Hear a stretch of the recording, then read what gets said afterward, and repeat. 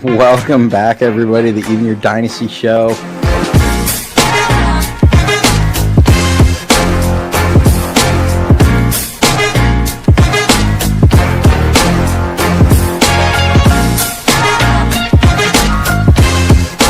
We just got breaking news in.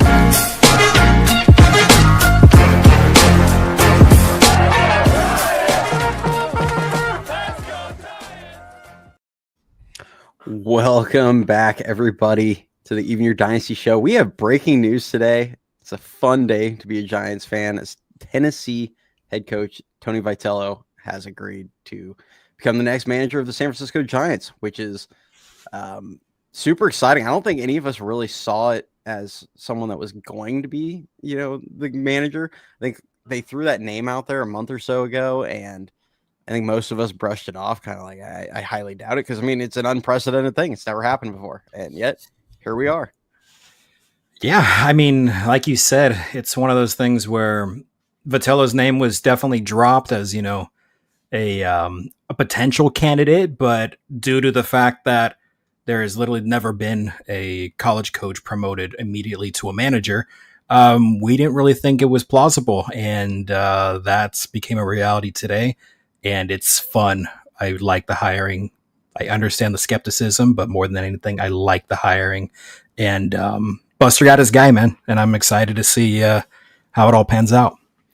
Yeah, for sure. We're gonna weigh kind of like we'll talk about the pros. We'll talk about some of the I think the points of concern with a guy like Vitello coming in, which obviously there's gonna be a few, and it's totally valid. But we're going to kind of run through that. I want to kind of jump off and, talk about his background, his accolades. This is someone that played at the University of Missouri. He, from there, kind of bounced around a bunch of different schools as an assistant, Missouri, TCU, Arkansas, then eventually lands a head coaching gig at the University of Tennessee. That was back in 2018. Took over a program that was just not good at all in the SEC. Turned them into an absolute powerhouse.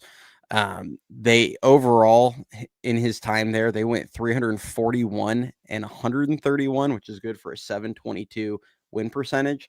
And I know a lot of people might go, oh, well, it's college and you dominate, like especially the last couple of years. It's like, yeah, but that I think kind of underscores how bad the program was when he showed up. Like he really turned them into just kind of an epic powerhouse there. Culminated in a College World Series national championship in 2024, as well as 2 other appearances to the College World Series. Had somebody put some notes in here. He won 2 SEC regular season titles, had 10 first round draft picks in his time there, 52 players drafted total. It's just an incredible resume for a college coach. So it makes sense that if someone was going to do it, it was going to be him to make that jump. Yeah, absolutely, man. And like Joe mentions in the chat, I think, both of us, we really thought Hundley would have been the guy. He apparently was, the top of Buster's preferences. At least that's what it sounds like, since they gave him an offer first. It didn't go through. They had a fallback guy, and Vitello is somebody that we're absolutely happy with for the reasons that Cody described. You look at his resume that Cody briefly touched on. He's got 23 seasons coaching in the NCAA. He's got 6 NCAA regional appearances, 3 men's College World Series appearances, 10 first-round draft picks produced, 8 seasons as the head coach at Tennessee, 5 NCAA super regional appearances, obviously national champion in 2024, and 42 total draft picks since 21. So he knows how to develop his guys.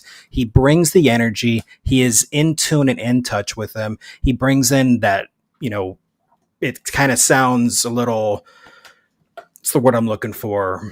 Cliche, but he brings in that youthfulness that this team has desperately been needing all across the board, let alone from a manager, as we saw last year. So, those reasons described, it makes him a slam dunk hire, in my opinion. Yes, he may not have the MLB experience, but the resume that he has absolutely speaks for itself 100%. And I think he's going to be just a, spark to this team that they desperately need from a leadership standpoint.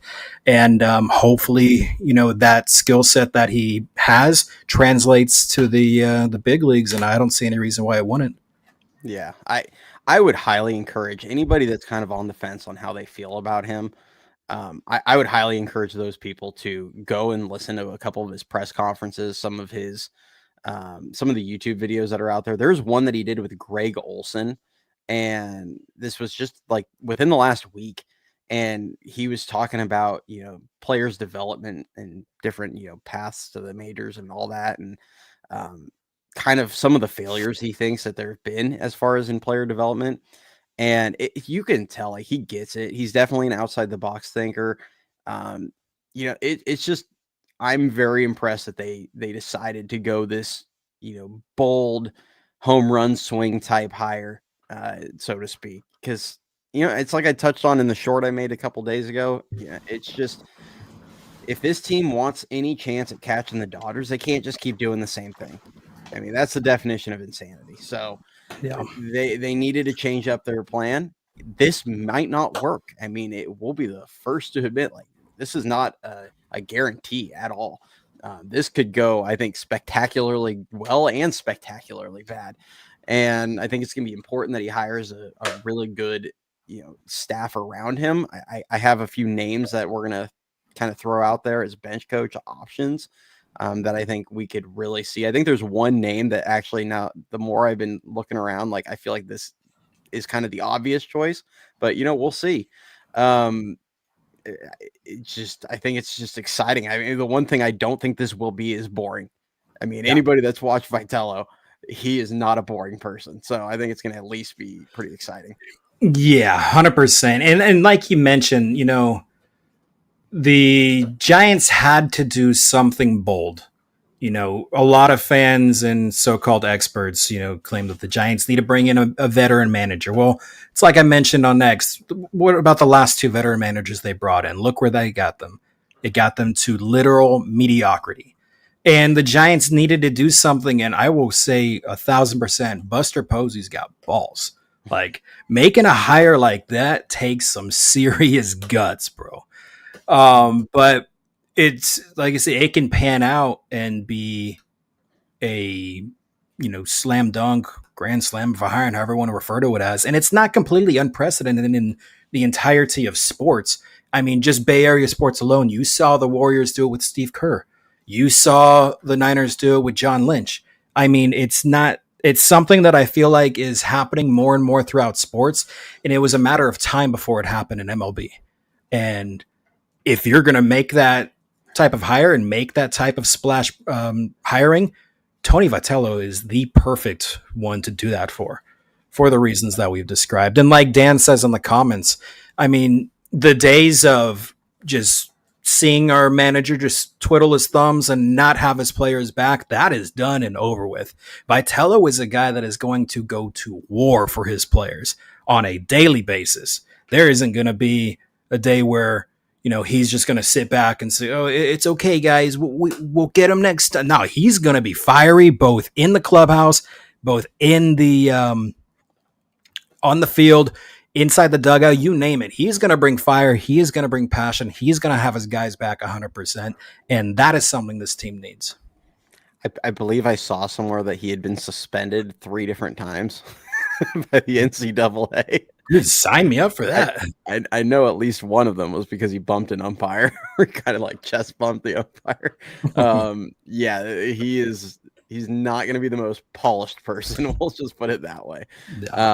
Yeah, it'll be really interesting. I think he's got you listen to some of what he says and you can tell there is a very extreme attention to details, being prepared, developing young players. He's an excellent communicator. That's something that all of his former players have, talked about. I think I saw Shasky was talking the other day. I guess he's got like a nephew that was getting recruited by a bunch of teams, and his nephew really wanted to go to University of Tennessee to play for Vitello. And Tony flat out told him, like, I guess he's a pitcher, it sounds like. And Tony just said, "You're not going to play for your first year, and you might not even play your second year." And that's ultimately why he didn't go. But it was just like the openness and honesty out of him. And that's something that is just really important. Now, yeah, I have concerns. The college game and the pro game, they're different things, especially if you look at like managing a bullpen. College, I think, plays like Tuesday, Friday, Saturday or something like that. It's a schedule where it's only like a 3 games in per week. Managing a bullpen's a lot easier when you got all these days off, and you're not going through as many days where you have arms that aren't available. So that's something I think that'd be a valid concern. I know people have brought up like handling the personalities as far as, what's he going to say to Rafi Devers, who's making 10 times as much money? That could be a valid concern. But I think when you listen to a lot of his former players and guys that are either, now retired, or guys that are currently in the game, like a Max Scherzer that gave him an extreme vote of confidence today. All of these guys think he's going to handle it just fine. So, we'll see. Yeah. And I mean, he's a player's coach, and players gravitate towards him. He's got a glowing track record as far as, player reviews. I mean, the Giants have 6, 7 former Tennessee players in their system, including, Drew Gilbert, who was apparently a near essential in the hiring process. He played a huge factor apparently, and we're going to find out more when they have the introductory press conference next Thursday. But yeah, man, and that's why I think having a college coach coming in and then overseeing some borderline superstar players isn't going to be an issue. It's because he's that type of coach and that type of manager now that you want to play for as a player. And I think his actions are going to speak a lot louder than our words are as far as how the team and the clubhouse responds to him directly. So I really don't see there being any type of issues as far as that's concerned. And yeah, man, I think just in general, the grand scheme of it all is it's either going to be extremely successful or it's going to blow up in their face. And I think it's going to be extremely, extremely successful. Yeah. JB says, I think Vitello isn't the type of coach that if a player like Luis Matos hits a home run, essentially wins you a game, he isn't going to find himself back in Sacramento the next day. Yeah, I mean, I get the impression, you listen to how he talks about his players there. And I think one of the things that really stood out to me, there was a press conference, and this might be the one where he kind of went off after, I think it was the year they won the Natty, and he, and somebody asked him with Evansville, they were kind of on the cusp of getting knocked out, and it was a 3-game series. They lost the second game, and someone asked him, one of the reporters there kind of baited him and said, if you lose tomorrow, is it a failure of a season for you? And he's going in his they end up winning the next game, and he goes in his tangent about, they get to determine what they consider success and failures. It's like they get to determine what they measure that as. And he was talking about how, he probably makes more wrong decisions on a weekly basis than right ones. And in the way he was talking about some of his players, where he's like, yeah, I probably should have played this guy because, he showed me today that he came up big, but he's like, I have all the belief in the world in this other player that we've, has earned that right to have that at bat or whatever. It was really interesting listening to how he was talking about his guys. And you could tell he just loves these guys. And to Dan's point about Gilbert, where, he probably played a big role in their interest in Vitello. I think Gilbert played a huge role in Tony's interest in coming to San Francisco. 1,000%. You listen to how he talks about Drew Gilbert. I mean, he pretty much openly says, and I think he said this within the last year, that Drew is like his favorite player he's ever had. Absolutely loves the guy, and just a very different personality, as we've all come to find out since he's been in the Giants system. So it's going to be really interesting to see how this plays out. Yeah, and although, he may have openly spoken about how Gilbert is one of his favorites from, a Tennessee perspective, I don't think that means in any way, shape, or form that he's going to have favoritism towards Drew or any of the guys. Now, Vitello is a type of manager in which he's obviously young and newer age. He brings in a lot of that analytics. And I know it's going to upset a lot of fans when they hear that, especially Giants fans when they hear analytics, but hear me out for a second. He uses analytics as a resource and a tool to maximize the product on the field. He doesn't use that as a crutch and rely on that for every single decision. He is a player's coach first. So he is hands on with the team on a daily basis, making the decisions that benefit it, and then has the analytics to justify those decisions and or assist. And that's where I think, obviously, you saw how Drew Gilbert ended the season. Wasn't pretty. And I think right now he's a shoe-in to be at least the 4, but he's not just going to go out and just give him the job from the beginning. So I would really be confident about that. But yeah, I think just the way that Gilbert's reaction to him getting hired today was obviously ecstatic, and a lot of the players in the farm system are beyond thrilled with this hiring. And I think that speaks numbers when you've got players that are excited and looking forward to reaching the show just to have a chance to play under that new manager. I think that speaks numbers.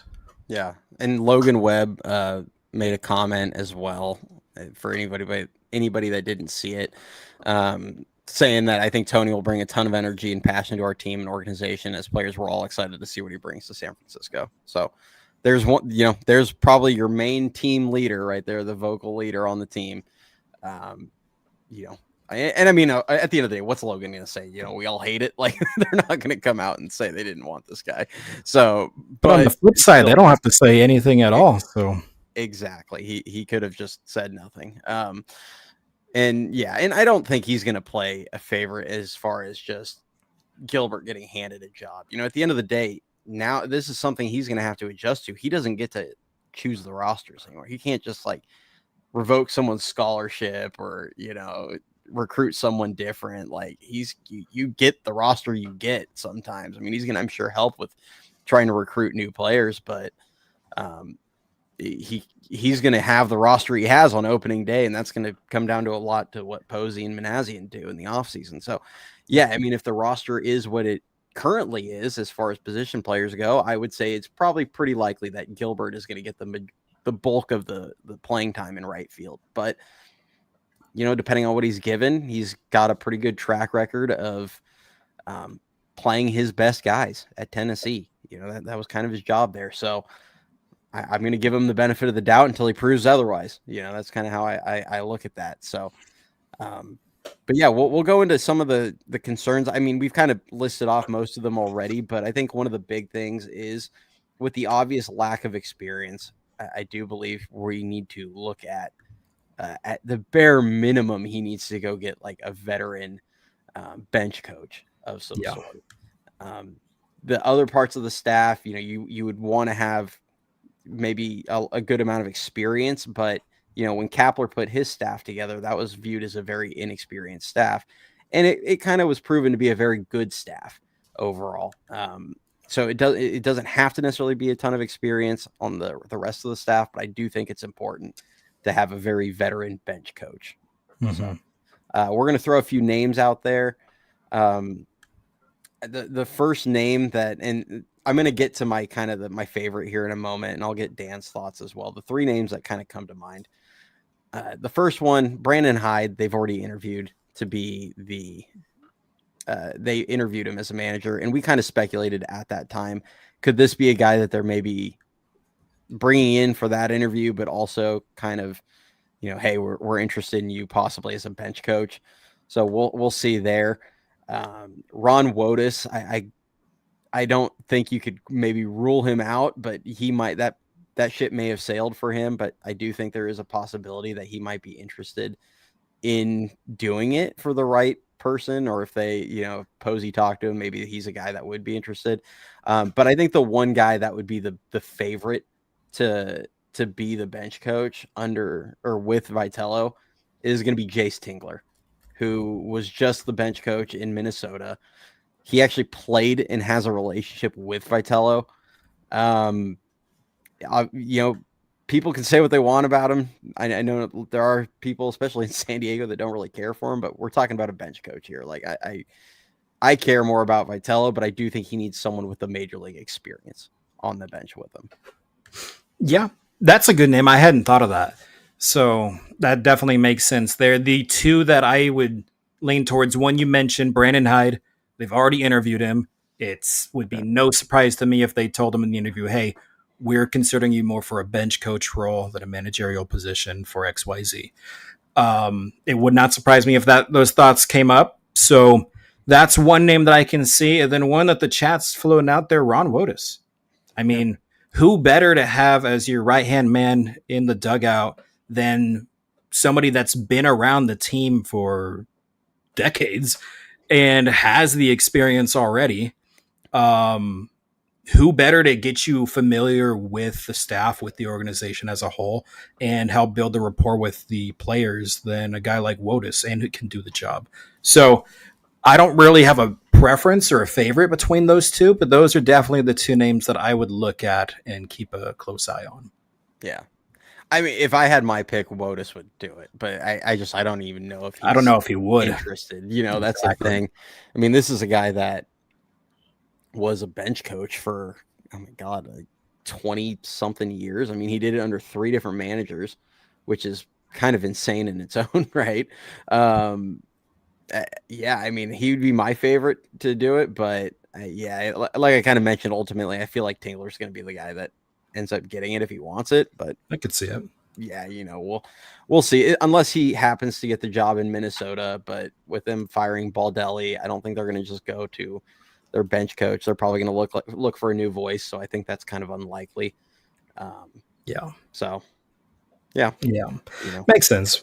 Only reason I would think that Wotus would be a candidate is because he was interviewing for the managerial position as of just a couple years ago. So clearly he still has that urge to, be on the team to an extent. So maybe he's hoping to the idea, and especially if Buster is being straight up. I mean, it doesn't sound like Buster kind of let him on and gave him a managerial interview like, prior front offices had, just to, pull the rug out from under him. So maybe that's something he'd respect. So I don't know. We'll see. But I'd be down for any of those 3, quite frankly. I don't really have a matter of preference, but it's definitely essential to get somebody with experience to pair up with Hyde as a bench coach, or with Vitello as a bench coach, such as Hyde. Yeah, I think ultimately, and I know a few people in here, so they're not a big fan of Tingler. I don't. My thing is, I think the reason you need the experience is just, somebody that knows the ins and outs of how everything is structured, how everything, getting through the season, going through spring training, and setting all of that up throughout the year. That's where the importance is. I think the rest of the staff overall is gonna carry a greater weight, whether it's getting better hitting coaches in, whoever they have as the pitching coach, which I like JP Martinez. I felt like he did a good job. I would love to see Martinez remain. But you just don't know how the team feels right now regarding that. I know Posey mentioned being a little more involved in the search there for how they fill out the staff, but I'm sure they're going to be taking Tony's input on this. So, we'll kind of see where the rest of the staff shakes up. But I think getting a better pitching coach in, better hitting coach in, I think getting a better, a first base coach, that someone like Anton Richardson, who just went to, did he stay in New York, I believe? But someone like Anton Richardson, who obviously did a lot with a guy like Juan Soto, getting him to steal more bags, getting somebody that's a little more of a savant there would be nice. But, I do, they have to get experience on the bench one way or the other. Yeah, I think that goes hand in hand with Cole's question right there. Obviously, they're going to wait to make everything official. The league doesn't like announcements being made, especially with the World Series here. So they're going to make the announcements for Vitello as the manager on Thursday. And then I think they're going to get straight to work with the game plan with Meneisen, Posey, and Vitello directly. I think they're going to have a game plan to make sure everybody's on the same page, and then do a complete review as far as what the staff is looking like, and make the changes as needed as quickly as possible before the offseason officially kicks off. So I would say expect to see some hirings happen over the next few weeks following the announcement Thursday. Yeah.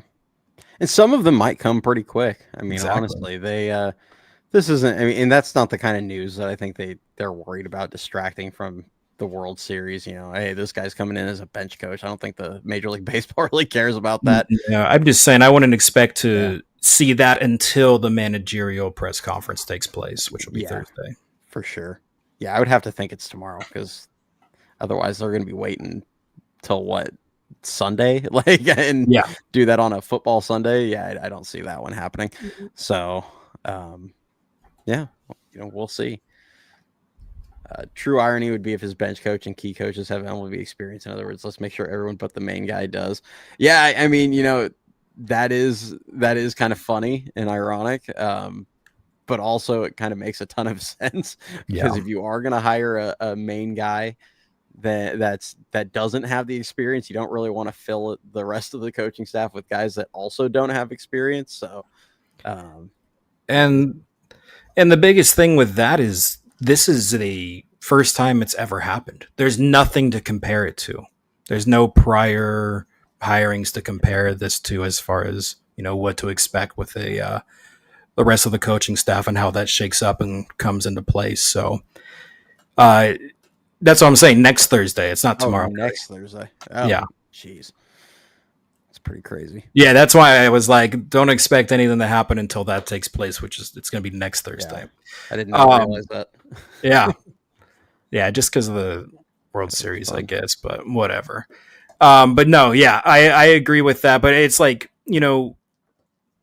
you'll see a staff kind of come into place. And I think with that being the first of its kind, it wouldn't surprise me to see some other college hirings take place, over the course of the next decade. And they'll be using this offseason and this hiring as that, example. So I think it's kind of cool. I would say there are certain college coaches right now. I can't think of the guy's name at Florida, but I think the one at LSU is like Jay Johnson or something like that, who's now won 2 national championships there. That I think some of these guys are going to be watching this very closely. Oh, for sure. And maybe they're just comfortable in college and that's what they want to do. But I think a lot of these guys, if they had any aspirations of ever coaching in the pros, they're going to be watching how Tony does, and they might not have to change their career arc. They might say, cool, I can just stay here and an opportunity may come up at some point, rather than having to do what someone like Pat Murphy did, who was, he coached in college at Arizona State, and then he left to go jump into the pros and was in the Padres system, then was on the Brewers bench for like a decade. He had to cut his teeth in the lower levels and stuff. And, some of these guys might not have to do that anymore if this is successful. So it'll be really interesting to see how it goes. Yeah, for sure. Kevin O'Sullivan is the Florida head coach, is what Justin says. And it wouldn't surprise me to see if he brings anybody from his staff in Tennessee. I mean, we'll see how that shakes up. Ryan asked, Dan, is there any worry from you that Vitello will steal Sidney Sweeney from you? Yes, there is legitimate concern. Yeah, Vitello's a handsome guy, man. I don't know if I can compete with that. I've already seen some of those comments floating around. I'm like, here we go again. Maybe they're finally over Kapler being gone because they just hired Tony Vitello. Man, it's just funny. Yeah, let's see if you guys have any questions in here. This isn't going to be a super long one. I know Dan's going to have to get running here pretty soon. But if you guys have any questions that you want to shoot in there, go ahead. One thing I'm going to do really quickly after we're kind of done talking Tony Vitello is, for those of you that have joined the membership, we did open the Discord up, I believe last night or this morning. We finally got it set up. And I'm going to kind of show you guys how to get into that if, for anybody that's having issues, because it is kind of weird how you have to go about it. So I'll jump into that in a few minutes, but we're going to finish talking Tony Vitello here before we jump into that. Don't bring your wife to the yard. I'm just reading all these comments here. I'd heard he was going to, I haven't seen anything as far as who they might be bringing. But it'll be interesting if that's true. If that strength and conditioning coach is good, can the San Francisco 49ers borrow him? Dude, the video someone made, it might have been a TikTok or Instagram reel, the one where it's like with the first round pick, the San Francisco 49ers draft, and it's like some random team doctor or something like that. It's like Dr. such and such from Stanford. It's like, it's so funny. I'm like, it's so accurate too. How do you think this will affect free agents' potential signing with them? Honestly, it might be good. It might help. I mean, Vitello is known by probably most, if not all, of the players that are in the big leagues. Um, you know, players gravitate towards him. So if somebody really, really liked how he was in Tennessee and hears really good things from the current roster, throughout this offseason, they might be inclined to. And especially let's face it, this year, we're not going to dive in on this conversation, but this year's free agency class is kind of weak, and next year is going to be really good.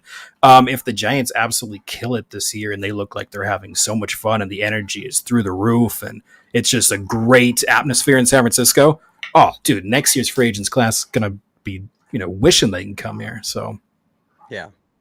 And I will say this, because I do kind of wonder if it could hurt them a little bit with some picking, outside of maybe a guy like Scherzer. But like, I do kind of wonder if it might hurt them with some of the pitchers that are going to be on the market, just how much of an unknown he might be, and how he's going to handle the pitching staff and everything. mm-hmm. But that said, I have a hard time believing that Buster Posey and Manassian, who Posey is a big believer in his pitchers going deep in games and things like that, is going to hire a coach that's going to be, hey, let's run openers out there. And, I'm going to be yanking guys in the fourth or fifth consistently. I don't see that being a fit for Posey's style. So I don't think there'll be that much concern there. Just my opinion. But yeah, like Dan said, if they have a great year, I mean, and everyone seems to love playing for him, I can't imagine it hurts their chances. Mm-hmm. So, absolutely. This I think is fair right here. Ed says, I'm curious to see how he interacts with international players he likely did not have any in Tennessee. Yeah, I think that's completely valid. I don't think he did really have any international guys in Tennessee. Mm-mm. So it'll be interesting to see how that plays out. I'm going to give him the benefit of the doubt. These are all valid concerns, and we all just want to see how it shakes out in a couple months when they start hitting spring training and everything. Well, that's why it's huge with having a good staff around him with experience that can kind of step in cases like that. So saw a picture of Bryce Harper and Vitello together. What do you think about trading for Bryce if he can still play outfield? And who do you think would have to be in a trade to get it done? I feel like I don't know if Bryce could play right field, honestly. That's going to be kind of the problem. Yeah, just in general, I think that might be a long shot. It'd be cool, but can make up for missing out on him a few years back. Well, yeah, and the hard thing is now he's what, 30, 32, 33? Yeah. Do you really want to take on that deal now that you don't get any of the prime years anymore? It's like, no, I'm good. He's hurt a lot. Hasn't had a great regular season in a number of years. I would probably say no on that for my personal opinion, but yeah. Ed says bring in Wilmer as a coach. Okay, nope, not doing that. Dan would be out before he even started. I'd pack up and become a Pirates fan. No, I don't mind Wilmer if he's a coach. Oh, I do. I mind. Dan just wants to be free. Get me far away, man. Yeah. Hey, and you know what? Hey, we were talking about how, he hasn't had a relationship. Well, Melvin had great relationships with him and didn't really turn into anything for the Giants. Yeah. So, we'll see. That is for sure. Your bargaining chip is the ballpark if you're talking about pitching. Absolutely. Yeah. Any ideas for the new hitting coach? You don't want to run it back with Pat Burrow? Just kidding.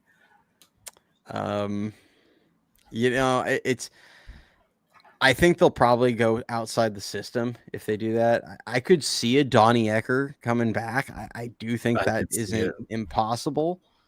But I do think they're going to end up going outside the system. One guy inside the system that I do think deserves just a heap of praise with the job he's done is Travis Ishikawa down in He's San been Jose. great, bro. He's been doing phenomenal work down there. But after, it hasn't worked great with Burrell, is the team going to be willing to stay inside, stay internal and do kind of a similar thing where they pull someone from down in the minors? I don't know. I don't think they probably will, but I'm not sure. I don't know who the next hitting coach is. I think there's a few, they should be looking at some of the teams that, maybe look at one of the Toronto assistants and see if they can poach one of their hitting coaches, because they're doing something right. I know who Cody doesn't want, and that is Manny Ramirez. Yeah, I'm good. Let me touch on a couple of these questions here. So first off, Jenny says, let's ignore all the good things Melvin had. Undoubtedly, he had great, attributes that he brought to a big league club.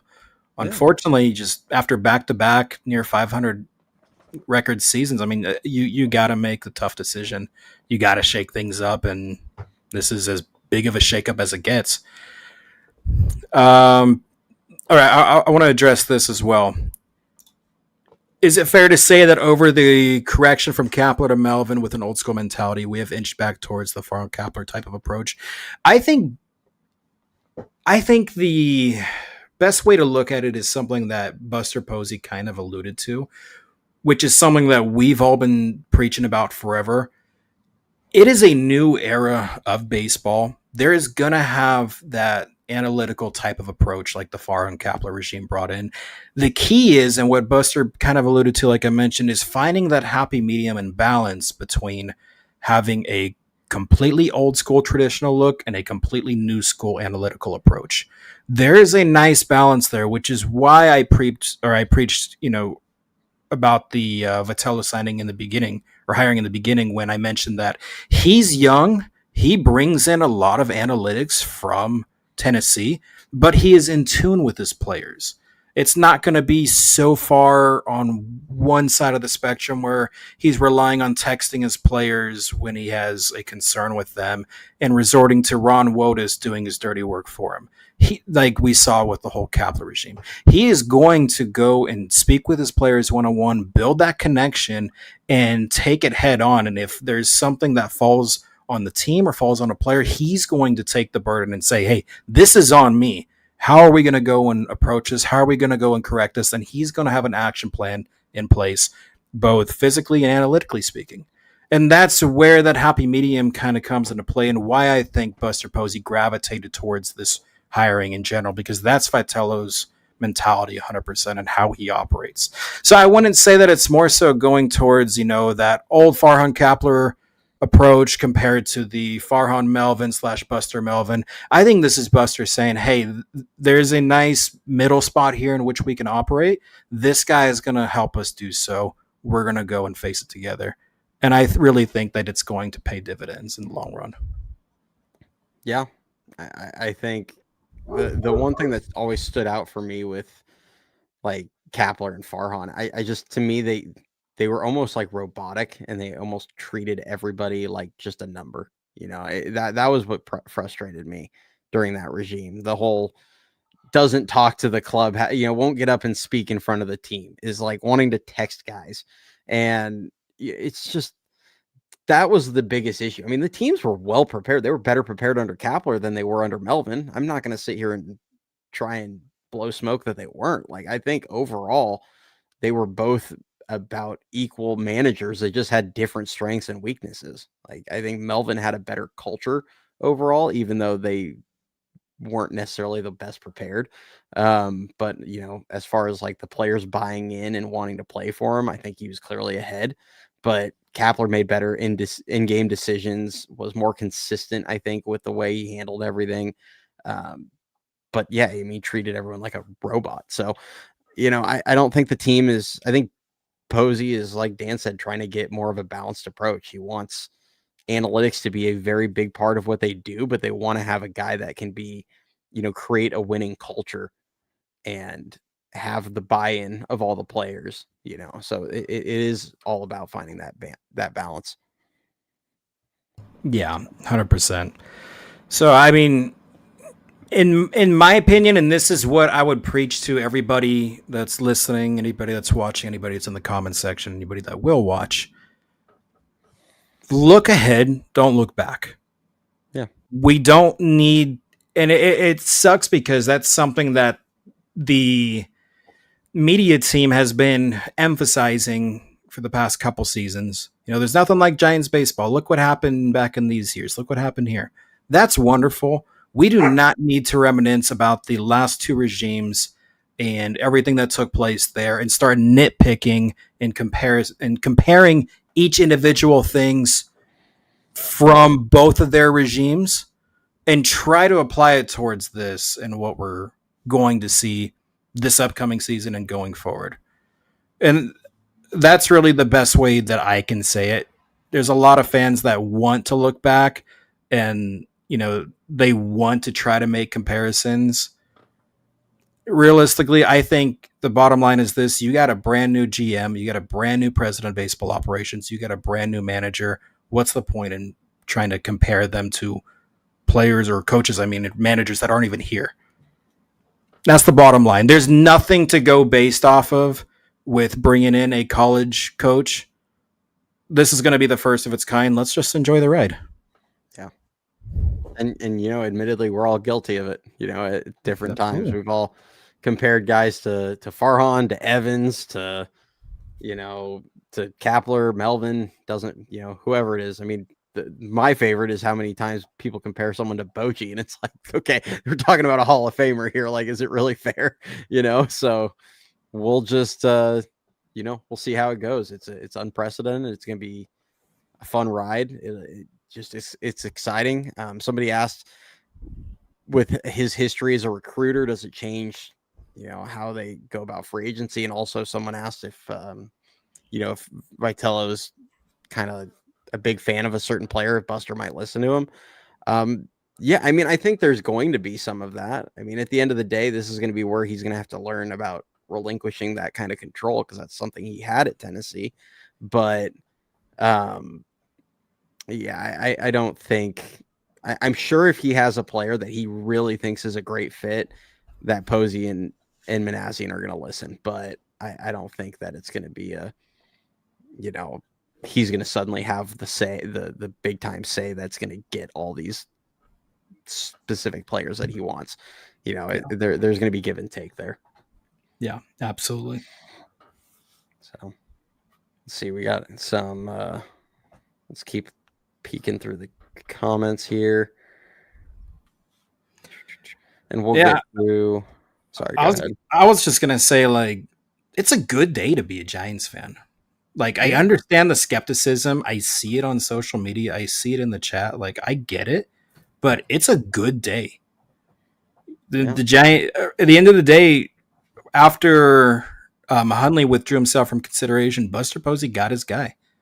Mm-hmm. It's not like he sat on his fingers and waited and waited and waited and let all the other managers get hired, and then we had to settle for somebody that we may or may not have really wanted. Buster got his guy. And that's something that I think we should just be excited about. I mean, you look at Buster's track record from the past year that he's been in this position, he has made some great decisions. And I'm trusting this one. It's definitely unprecedented, like we've heard about, but I'm trusting this decision wholeheartedly, and I'm excited to see where things go and how this upcoming season is. Yeah, if anything, this hire should tell everyone, and it's kind of what Dan and I were saying earlier in the show. If anything, this hire should tell Giants fans that Buster Posey is wanting to do whatever it takes to try and catch/pass LA. Like, he's not satisfied with where the team has been. He wants to win, and he recognizes that something's going to change. And he might be dead wrong on how to do it. It might not work. He might be out in a couple of years as the president. Who knows? But I mean, he's going to go down swinging. That's for sure. He's not going to go down, throwing little jabs. Like, Posey's throwing haymakers, and if he lands one, great. If he doesn't, then we'll be where we would have been anyway, which is getting trounced by LA. So it's just, I'm tired of getting big brothered by that organization. I think all of you in the chat are tired of it. And I love the fact that our president isn't scared to make a move like this. He isn't scared to trade for a Rafi Devers. He isn't scared to go sign Willie Adames to the biggest deal in their history. He's going to keep throwing big swings out there, and he's going to try and, make this team relevant again. Yeah. And like JB said, Buster has a plan. Yeah. And that's the honest truth here. He's got a plan. And yeah, he hasn't given me a reason not to trust his plans so far. Yeah. I mean, it feels like he does, at least. I mean, but he's been here for 1 year, so I know there's definitely concern. So, we'll see. I think he's made it pretty clear that he wants to go get pitching. I think that's going to be the main point of focus.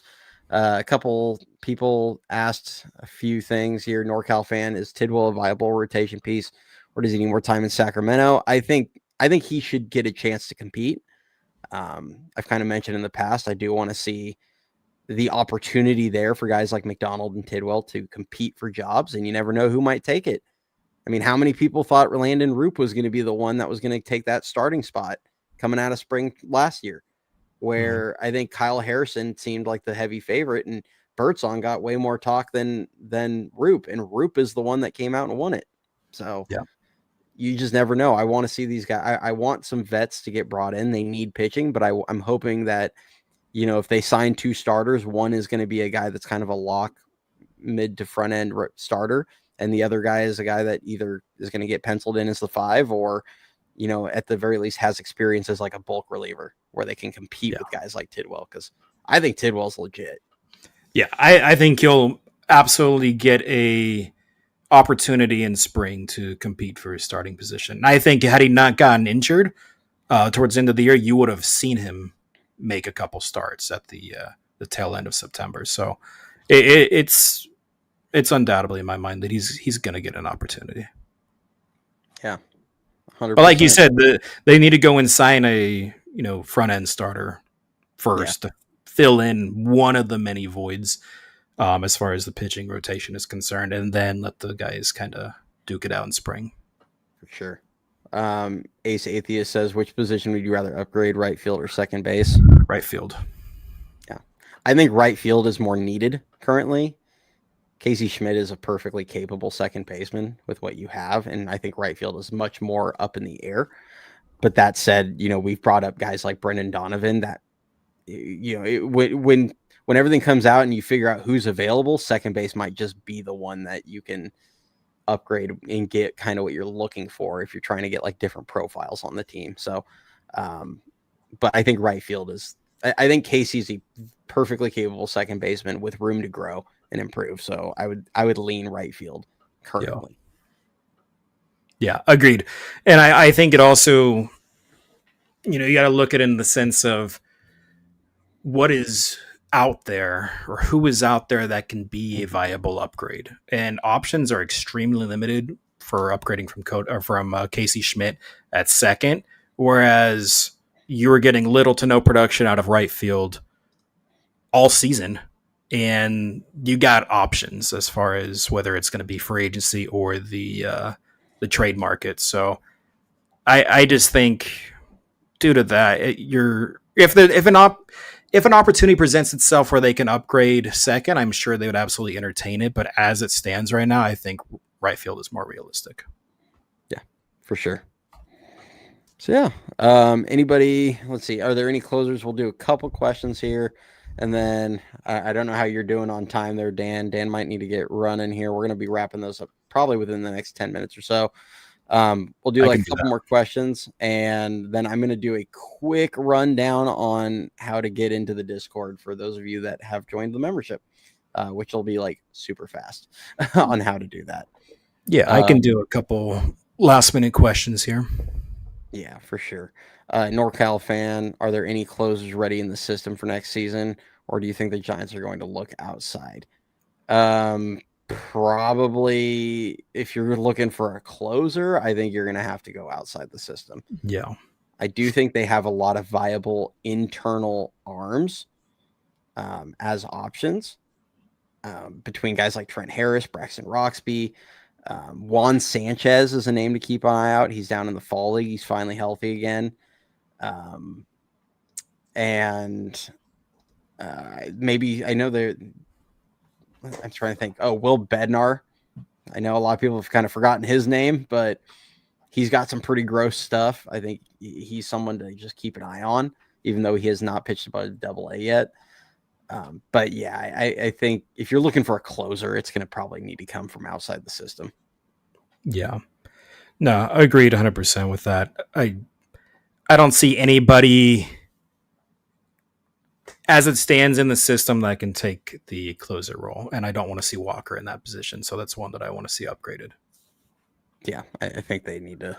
He needs to be in the 7th, or 6th, just not in 8th or 9th. I think you can't really go that route again with him.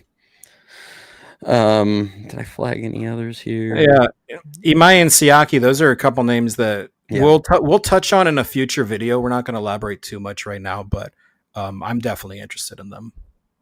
Yeah, I think we kind of touched on this last time. Number 1 target, mine's Ranger Suarez. Not sure where you were at on that one, but I know mine's Ranger. Ranger would be target. Yeah, Ranger would be great. I don't know. When we do our off-season overview, I'll have more opinions on it. We spoke on it briefly last episode, but I don't want to dive too much into that. For sure. Sorry, I wouldn't mind Framber if it wasn't for all that stuff that went on closer to the end of the year. It just really turned me off, in my opinion. Yeah, I can't imagine Posey saw that situation and felt strongly about going after him afterward. So especially as a former catcher, yeah. NorCal fan, yes. Can you subscribe to the channel? Yeah, if you're commenting, you're subscribing. If you're talking about joining the membership, you would. Yeah, that's just through YouTube. It's the join option. So, not liking Drew bring a lot of clicks and reposts on Twitter. Who doesn't like Drew Gilbert? We're perfectly fine with Drew Gilbert. Yeah. It's just based off of his performance towards the end of last season. That's not somebody that's a shoo-in for the starting job in right field. That's just what it comes down to. I feel pretty strongly that he is a major leaguer. Absolutely. Currently, I've said, I think that he is a really good player to have as your 4th outfielder right now, and you feel pretty good about that. But if you're putting him in as your starter, he's just not proven enough to feel super confident in that. Exactly. It's kind of where I'm at. I like Drew Gilbert. I don't think he's a bad player in any capacity. I especially just his defensive value alone. Oh, money. He was really good defensively last season. So just needs, just got to hit more. If he hits more, then you'll feel pretty good about him starting. If he doesn't hit more, then he's probably going to be kind of limited to a 4th outfielder role. Yeah, and I think it's malpractice if you don't bring in right field competition in the offseason and then let spring kind of play out. So, especially if you have aspirations to win, this is no longer viewed as a rebuilding or retool, whatever you want to call it, club anymore. If you have aspirations to win, then you have to have competition there. So, yeah. 237 Casey Schmidt. Yeah, Casey, we would love to see Casey's average go up. It's just ultimately, if you're looking at, if he's hitting around 240 with solid defense and hitting 20-ish homers, which if you look at the pace he was on last season, he was on about a 20 homer pace. As far as games, if you look at over 162 games, it's just not super easy to upgrade there relative to right field. So that's kind of where we currently stand. He's a bit more proven than Drew, so I would say you probably feel better. But as we've said, if you can go get a Brendan Donovan, I'm all over that. No, 100%. It's the profile they need. And that's kind of an unfair comparison. Casey had, I believe, a 101 WRC plus, which is just, right barely above league average. Drew Gilbert was a 70. So, it's really rough to try to compare both of them. We want both to succeed, undoubtedly. It's just you got to go based off of the production from last year and the available upgrades this offseason. Rob says Tucker would be good competition. Yeah, no kidding. Yeah. I know you're talking about. Gilbert wins that. Gilbert clears. By a country mile. No, I'd love to see them get Tucker. I'd love to see them get Bo Bichette, those kinds of guys. I don't know if the team is really going to seriously pursue them. I think they are going to go hard at, pitching though. So yeah, I would expect a much improved, staff.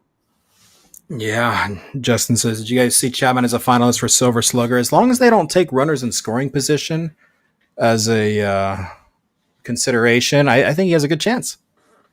If they only took his numbers with a guy on first base, he'd be a shoo-in. He'd win that award every year.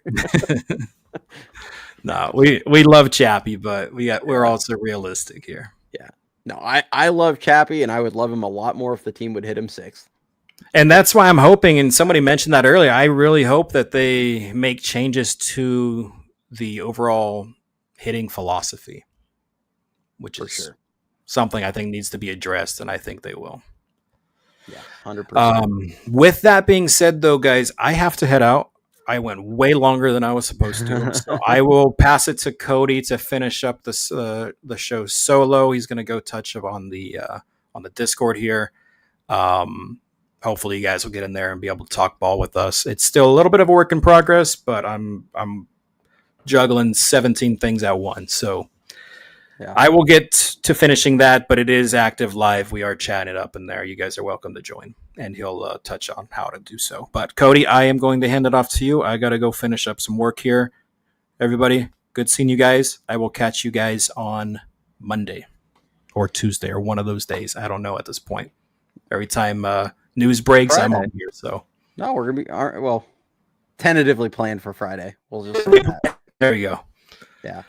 I don't even know what day it is. So I don't know where I'm at, so I'm out. Yes, we are tentatively planning to do a possible interview on Friday. So yeah, we'll look for that. As you guys all saw, Ricky's not here today. He is currently in Arizona on assignment.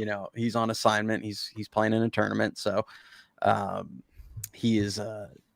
He may be on with us Friday. We'll see. It depends on his schedule, but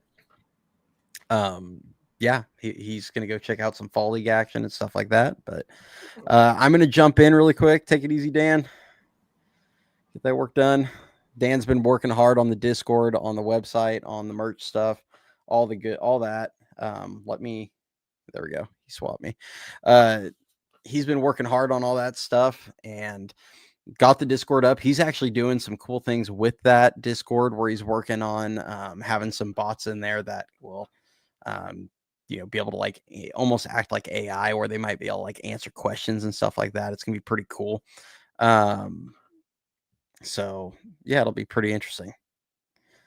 But really quick, I'm gonna just, like I said, I'm gonna briefly hop in here to show you guys, for anybody that has joined the membership, thanks. If you don't join the membership, it's all good. Like we mentioned the other day, we are going to keep producing all of the normal content that we already do on the rate free side. This is only if you want kind of some extra stuff and some extra perks. But really quick for you guys on how to join this. It's pretty simple. It's integrated now to where it's been integrated now to where the YouTube channel jumps right where it connects right to anybody that has a membership. It's going to be through your whatever email address you have your account set to. I think it'll link to, I believe, or if you have a different account, I think you should still be able to get access through that. All you have to do is sign into Discord. If you go down to your user settings and you click on connections, you just have to, I think you go into here, it's like connections, you click on the little view more, click on your YouTube, and then it's going to have you sign into your YouTube account. If you do that, you'll be able to just access it. It'll have you, it'll have you connected to this. Somebody else joined in earlier. Might've been, I think it was Aaron there, Amui. I think he said it was just an option as one of the servers that you could connect to. So it's really simple to get in and get connected. So if you have the if you get Discord set up on your phone, you can have it as an app on your phone. We're going to have a nice group chat in there with all the members and Dan and Ricky and I, and we're pretty active in all our group chats. So if you want to get in touch and just some extra, kind of an extra perk, like we said. And the first video is in there. We did the Drew Kavanaugh video, and I will have another prospect video probably coming next week. And Dan and Ricky are going to start putting out lots of content as well. So we're going to have a lot of cool stuff between them, me, and all the different, perks that are going to be on there. And then the merch page is dropping. I think we're going to have a discount included with the membership that's for merchandise. So that once that's all up, that'll be also an available perk. So that's all I'm going to say on that. I'm not going to go too deep into this, but yeah, it'll be pretty fun. Mark, where's the merch page? I think if you go to, it's just EYDShow.net. I don't know if Dan has it ready or not. I think he's still working on it. It's still a work in progress. This is kind of where we're at right now. I'll show you guys. Sorry, stop screen there. This one. It's kind of a work, it's not fully up here. He's still working on some stuff. It'll be notified though when it drops. He said, be prepped for I think he said his goal is Halloween. So yeah, you guys should see that pretty soon. So that's kind of where we're at. And as soon as that's up, it'll, like we said, there'll be a discount with the merch that'll be available. So yeah. But yeah, do we have any other questions on the Giants? And if you have questions as far as any of the membership stuff, you guys can always message me directly or drop a comment. We'll reply to that.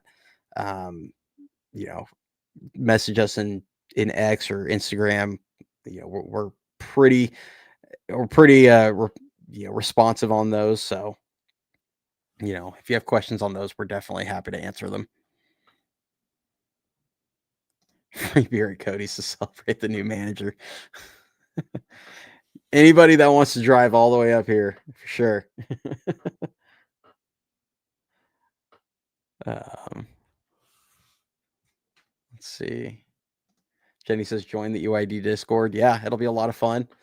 We're gonna have especially I think during the season, it's gonna be a lot of fun in there for sure. So all right. Well, I think we're gonna go ahead and just wrap it up. Hopefully you guys are as excited as we are for this hiring. I think it's going to be, as I said, I don't think it's going to be boring. It might not work. It might be awesome.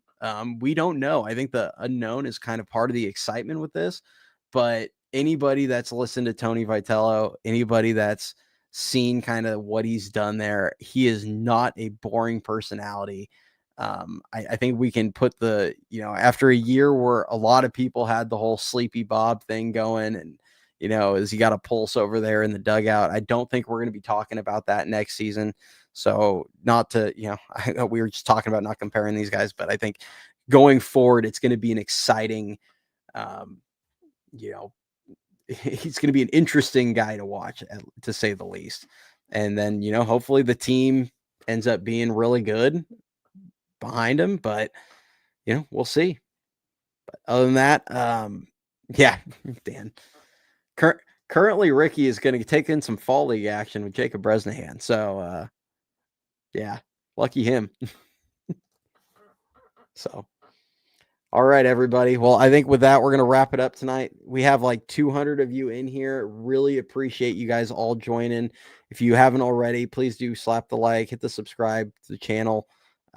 Helps a ton with the growth. We're having fun. We're going to have a busy off season. Hopefully we have an interview scheduled for Friday.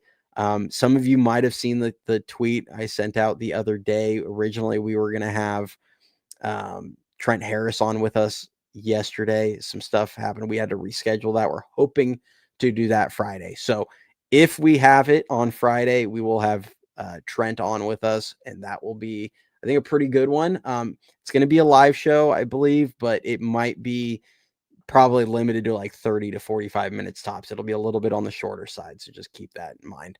But we will try and pick his brain a little bit and ask as many questions as we can. And then next Monday we'll also have a interview. Currently, the plan is to have Charlie Zacconi back on, so we will have those coming up soon. If there's any more news, we might have another breaking pod, but I don't think we're going to have anything, jump out in the next, now that the manager's been hired. I don't think we're going to have anything like this, obviously, for probably at least a month until like free agency's in full swing and everything. But other than that, go Giants. It was fun chatting with all you guys, and we will catch you next time.